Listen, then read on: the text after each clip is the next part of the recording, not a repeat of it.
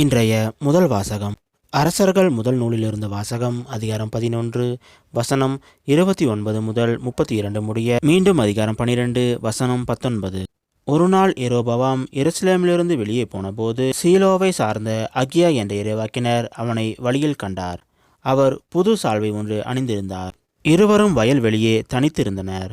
அப்பொழுது அகியா தாம் போர்த்தியிருந்த புது சால்வையை எடுத்து அதை 12 துண்டுகளாய் கிழித்தார்.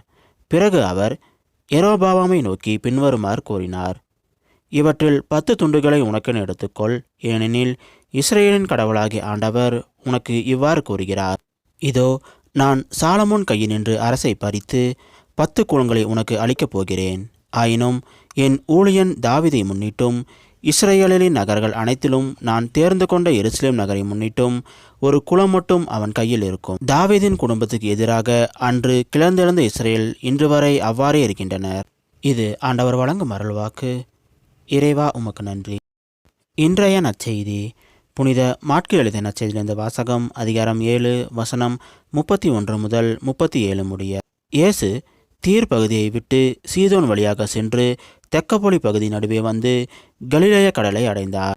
காது கேளாதவரும் திக்கி பேசுபவருமான ஒருவரை சிலர் அவரிடம் கொண்டு வந்து அவர் மீது கை வைத்து குணமாக்குமாறு அவரை கேட்டுக்கொண்டனர்.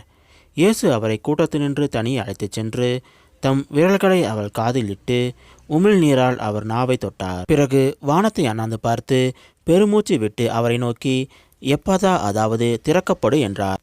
உடனே அவருடைய காதுகள் திறக்கப்பட்டன, நாவும் கட்டவிழ்ந்தது. அவர் தெளிவாக பேசினார்.